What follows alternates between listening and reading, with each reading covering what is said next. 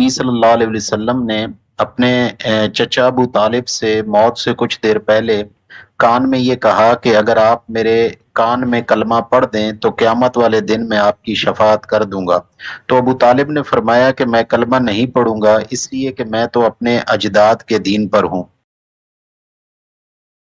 میرا سوال جناب ابو طالب کے کردار کے حوالے سے ہے، جس طرح سے انہوں نے رسالت مآب صلی اللہ علیہ وسلم کی مختلف مواقع پر مدد کی یا ان کا ساتھ دیا، تو کیا یہ کردار خاندانی عصبیت کی بنیاد پر تھا، قبائلی عصبیت کی بنیاد پر تھا، یا بھتیجے کی محبت میں تھا؟ تاریخی طور پر ابو طالب کے اس کردار کی کیا نوعیت تھی، اور کیا وہ اس حوالے سے اللہ کے ہاں کوئی اجر پائیں گے؟ جزاک اللہ۔ یعنی آپ کو فیصلہ سنانا ہے؟ یہ سب معاملات جس پروردگار نے اجر دینا ہے یا نہیں دینا وہ دیکھ لے گا۔ یہ ہم ماضی میں جا کر لوگوں کے بارے میں کیوں فیصلے کرنے کے لیے بیٹھ جاتے ہیں؟ انسان جب کسی کے ساتھ محبت کرتا ہے یا کسی کی خدمت کرتا ہے تو 10 محرکات ہو سکتے ہیں۔ ہم خود اپنے بچوں کے ساتھ جو معاملہ کر رہے ہوتے ہیں، جتنے آپ نے پہلو گنوائے ہیں، بعض اوقات سارے ہی کے سارے ملحوظ ہوتے ہیں۔ تو اس وجہ سے یہ فیصلے ہم کیوں کریں جو فیصلہ ہم سے متعلق نہیں ہے؟ اللہ تعالیٰ نے اس کے بارے میں بہت اچھی تنبیہ کی ہے کہ تلک امت قد خلت، وہ ایک گروہ تھا چلا گیا دنیا سے، وہ اپنے رب کی بارگاہ میں پیش ہو گئے۔ اگر انہوں نے کوئی خیر کیا ہے تو اللہ کسی کے خیر کے اجر سے قرآن میں بتایا گیا اس کو محروم نہیں کرے گا۔ اجر کے کئی پہلو ہیں، یعنی وہ اجر جو جنت میں لے جائے گا، وہ اجر جو جہنم کی سزا میں یا کسی اور مواخذے میں تخفیف کا باعث بن جائے گا۔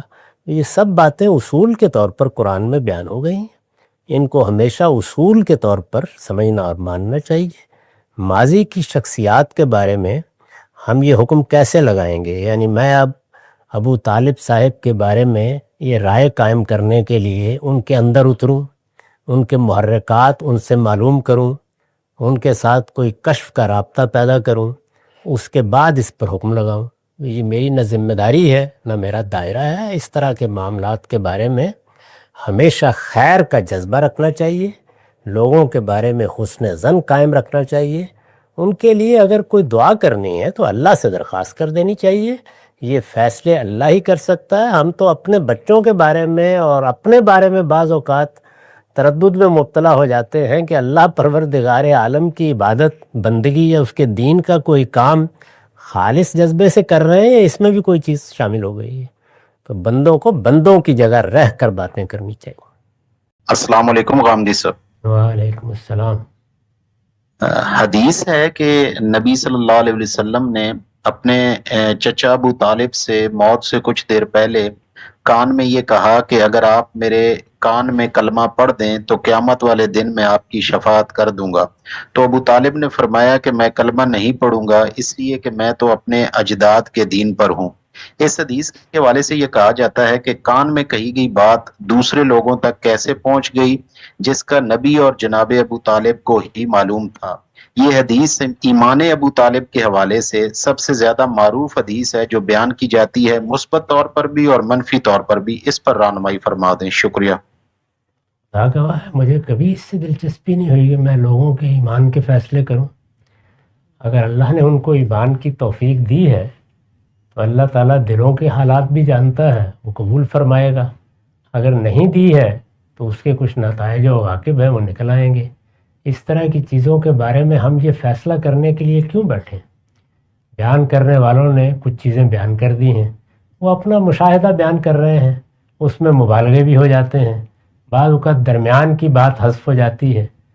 مثال کے طور پر یہی بات ہے، ممکن ہے کہ کسی موقع پر خود رسالت مآب نے کوئی ذکر کیا ہو، اس سے راوی نے یہ بات سمجھ لی، تو ایسی چیزیں تاریخی واقعات کے طور پر پڑھی جاتی ہیں۔ اس کی بنیاد پر ایمان کے فیصلے کیوں کیے جائیں؟ ایمان کسی آدمی کے اظہار کا نام ہے۔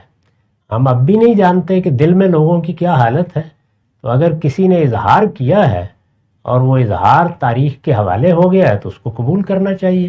آج بھی میری یہی ہمیشہ سے عادت رہی ہے کہ میں لوگوں کے اظہار ہی کو قبول کرتا ہوں۔